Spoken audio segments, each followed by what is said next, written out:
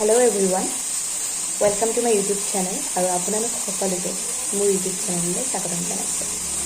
আজি বহু দিনৰ মূৰত এটা ভিডিঅ' বনাবলৈ লৈছোঁ আৰু ইমান দিনে মই কিয় ভিডিঅ' দিয়া নাছিলোঁ সেই কথা আজি আপোনালোকক অৱগত কৰাবৰ কাৰণেই মই এই ভিডিঅ'টো বনাইছোঁ।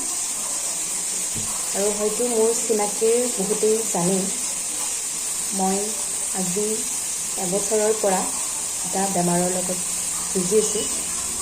যুঁজা বুলিয়েই ক'ব লাগিব যিহেতু বছৰ পাৰ হৈ গ'ল। তো আপোনালোকক সকলোকে মই প্ৰথমৰ পৰা জনাম আচলতে মোৰ লগত কি হৈছিল বা কি হৈছে মোৰ বেমাৰটোৰ নাম কি এইখিনি কথাও মই জনাম। এতিয়া বেছি দেৰি নকৰি ভিডিঅ'টো ষ্টাৰ্ট কৰোঁ আহক। তো বেমাৰটোৰ নাম হৈছে পেনক্ৰিয়েটাইটিছ। আপোনালোকে হয়তো বহুতেই এই পেনক্ৰিয়েটাইটিছ বেমাৰটোৰ বিষয়ে শুনিছে আৰু আপোনালোকে হয়তো কিছুমানে শুনা নাই। যোনে শুনিছে সেই বেমাৰটোৰ বিষয়ে ভালকৈ জানে। এতিয়া মোৰ কেনেকৈ হ'ল সেইটো ক'ম আপোনালোকক। আজি এবছৰ আগত মোৰ হঠাৎ পেট বিষাইছিল। এনেও কেতিয়াবা আগতে বিষাই থাকে, তো সেইটো মই এনেই গেষ্ট্ৰিক বুলিয়ে ভাবি আছিলোঁ।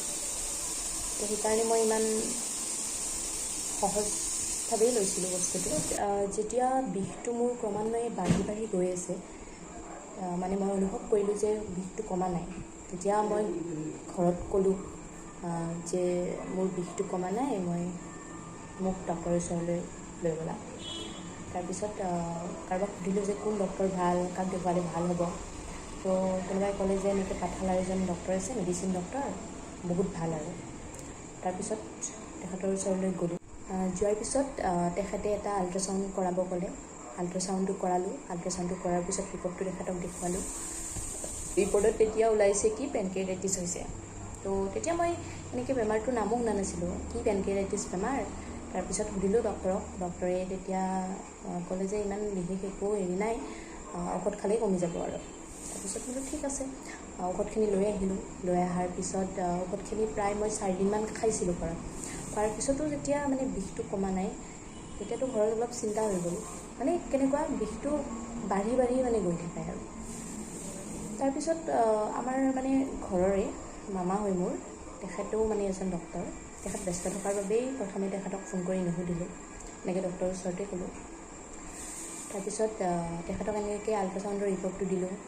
ক'লোঁ যে পেনক্ৰিয়েটাইটিছ হৈছে, কি কৰিব লাগিব। তেতিয়াতো তেখেতে পেনক্ৰিয়েটাইটিছটো ৰিপৰ্টটো চাই কিনেই ক'লে যে মাক ক'লে যে বাইদেউ এনেকুৱা ৰোগীটো আচলতে ঘৰত ৰাখিবই নালাগে আৰু তাইক একো খাব নিদিবি, সেনেকৈ কৈছে আৰু। একো খাব নালাগে বেমাৰটো হোৱাৰ পিছত, একো খাব নোৱাৰে আৰু পানী জাষ্ট খাব পাৰে। তেতিয়া ভাবিলোঁ যে সেইজন ডক্টৰেতো একো নক'লে। খোৱা লোৱা বাকী মোক কৈছিলে যে নৰ্মেল ভাত সিজাই কিনে খাব পাৰিম, বাকী ঔষধখিনি খাই লৈ মই ভাল পাম। তাৰপিছত আচৰিত হৈ গ'লোঁ, কি আৰু হস্পিটেলত ভৰ্তি হ'ব লাগিব, কেনেকুৱা কথা আৰু। তাৰপিছত মামাও দূৰত থাকে, মামাইটো দূৰৰ পৰা ৰোগীক কেনেকৈ চাব আৰু, ৰিপৰ্টটো চাই কিনেহে কৈছে। মামাই কৈছে যে ওচৰৰে কোনোবা ডক্টৰক এবাৰ দেখাই ল'ব দিছে আৰু এনেও ভৰ্তি হোৱাটো হ'বই লাগিব আৰু। তাৰপিছত এনেকৈ নলবাৰীত গ'লোঁ। নলবাৰীত তাৰপিছত ডক্টৰৰ তাত গ'লোঁ, মেডিচিন ডক্টৰ তাত যোৱাৰ পিছত তেখেতেতো মোক দেখিয়ে গালি পাৰিছে, ৰিপৰ্ট দেখিয়ে গালি পাৰিছে যে এনেকৈ ইমান দিন বিষত কেনেকৈ আছা, ঘৰত কেনেকৈ আছা, এই বেমাৰটো হ'লেতো কি ভৰ্তিয়ে হ'ব লাগে। তাৰপিছতে আমাৰো নিজৰে মোৰো বেয়া লাগি গ'ল। মইতো নাজানো, সেইটো ডক্টৰেতো একো কোৱা নাছিলে, জাষ্ট কেৱল ঔষধখিনি খাব দিছে, ভাতো খাব দিছে মোক। তাৰপিছত ডক্টৰজনে নলবাৰীৰ ডক্টৰজনে ক'লে যে এই বেমাৰটো হোৱাৰ পিছত একোৱেই খাব নোৱাৰি, মেডিকেলত ভৰ্তি হ'লেহে চিকিৎসা কৰিব পৰা যায়।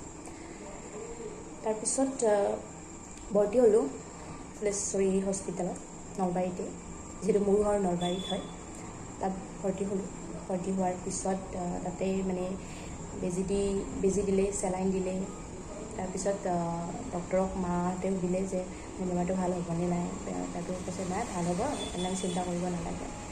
তাৰপিছত এনেকৈ বেজি দি শুকাই যাব বুলি কৈছে আৰু বস্তুখিনি। তাতে অলপ গেষ্ট্ৰিকৰ পানী জমা হোৱা বুলি কৈছিলে পেনক্ৰিয়েটাইটিছটোৰ বাহিৰত দেখি। তাৰপিছত তেনেকৈ ভাল হৈ যাব বুলি ক'লে। তাৰপিছত 2 দিন হৈ গ'ল, ঘৰলৈ আহিলোঁ। তাৰে 7 মাহমান মোৰ তেনেকৈ আৰু তাৰপিছত হোৱা নাই। হোৱাৰ পিছত নেক্সট আৰু মোৰ আৰু পেট বিষালে। বিষোৱাৰ পিছত আৰু এনেকৈ ৰ'ব নোৱাৰা হৈ গ'লো। একো মানে তাৰপিছত মানে মই থাকিবই নোৱাৰা হ'লোঁ। তাৰপিছত আৰু ডক্টৰৰ তাত যাব লগা হ'ল। নেক্সট মানে আৰু পেট বিষালে। পেট বিষোৱাৰ পিছত আৰু মই একদম থাকিব নোৱাৰা হৈ গ'লোঁ। তাৰপিছতে নলবাৰীত গ'লোঁ। নলবাৰীত যোৱাৰ পিছত মই যোনজন ডক্টৰক দেখুৱাই আছিলোঁ নলবাৰীত, সেইজন ডক্টৰ সেইদিনা নাই। কিন্তু এতিয়া মই কি কৰোঁ, দেখাবই লাগিব, পেটৰ বিষত ৰ'ব পৰা নাই। তাৰপিছত সেইদিনা আৰু বেলেগ ডক্টৰক দেখুৱালোঁ। ডক্টৰজনক দেখুৱাৰ আগতে মই মানে পেট বিষৰ কাৰণে আগতেই ৰ'ব নোৱাৰাৰ কাৰণে আল্ট্ৰাচাউণ্ডটো কৰি গৈছিলোঁ। কৰি যোৱাৰ পিছত ডক্টৰ আহিল। অহাৰ পিছত চালে, চোৱাৰ পিছত কৈছে যে আকৌ পেনক্ৰিয়াটাইটিছ হৈছে, ভৰ্তি হ'ব লাগিব। ভৰ্তিটো হৈ গ'ল। তাৰপিছত আকৌ ভৰ্তি হ'লোঁ। তাত ৰাখিলে মোক 3 দিন। প্ৰথম দিনা আনি বেজি চেলাইন দিলে। নেক্সট মোক নাকেৰে পাইপ সোমোৱাই কিনে গেষ্ট্ৰিকৰ পানীটো উলিয়াই দিছে। তাৰপিছত নেক্সট আহিব দিছে ঘৰত ঔষধ দি কিনে। তাৰপিছত আহিলোঁ ঘৰত। তাৰ মানে সেইদিনা মানে ডক্টৰজনে বাকী এনেই মোক নৰ্মেলি ভাত সিজাই খাব দিছিল, তেল মছলা একদম কম, তেনেকৈ খাব দিছিলে। মই বহুত বাচি কিনে খাইছিলোঁ। তাৰ পিছতেই এমাহ পিছত মোৰ আকৌ হ'ল পেট বিষালে। বিষোৱাৰ পিছত ভাবিলোঁ যে মানে নলবাৰীত চাগে কিবা এটা মানে ধৰাত পৰা নাই, এনেকৈ পেটটো বিষাই নাথাকে ন। তাৰপিছত ভাবিলোঁ নলবাৰীত নেদেখুৱাই এবাৰ ডাইৰেক্ট JMCতে যাওঁ।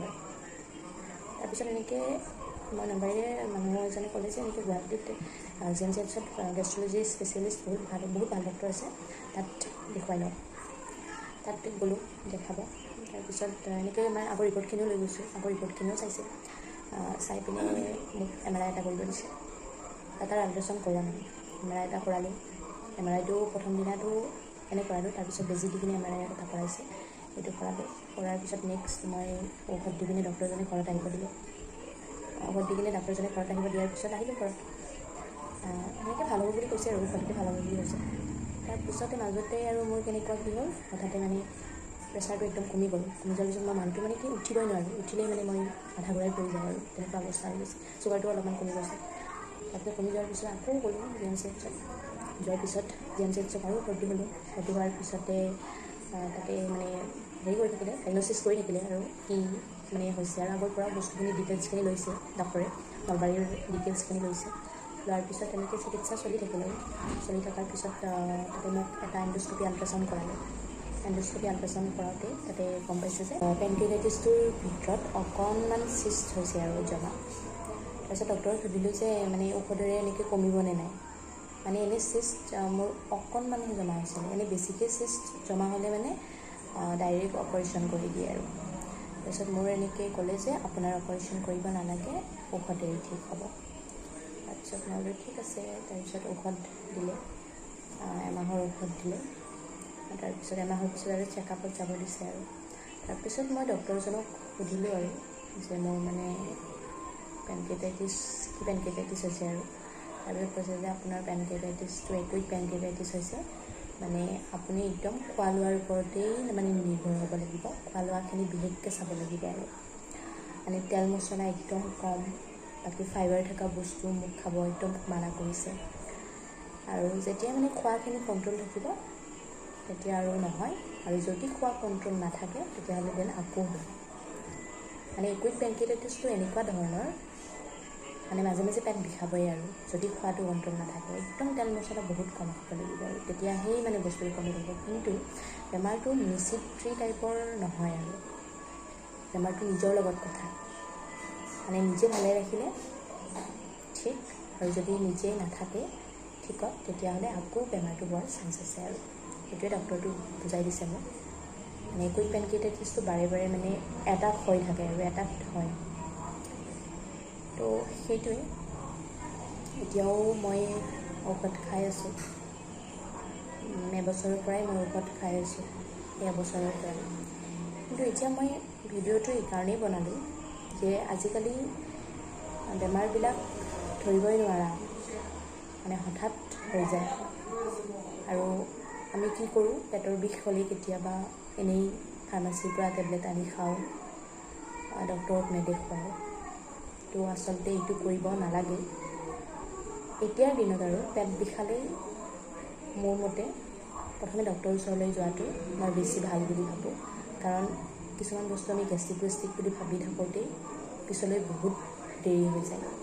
পিছত মানে গেষ্ট্ৰিকৰ পৰাই আৰু বেলেগ বেমাৰত পৰেগৈ আৰু সেইটো ভিডিঅ'টো বনোৱাৰ কাৰণ মোৰ এইটোৱেই আছিল, মানে আজিকালি পেট বিষালেই ফাৰ্মাচীৰ পৰা আনি ঔষধ একেবাৰে নাখাব, ডক্টৰৰ ওচৰলৈ যাব, ডক্টৰৰ পৰামৰ্শ ল'ব, তাৰপিছতহে আপোনালোকে ঔষধ খাব।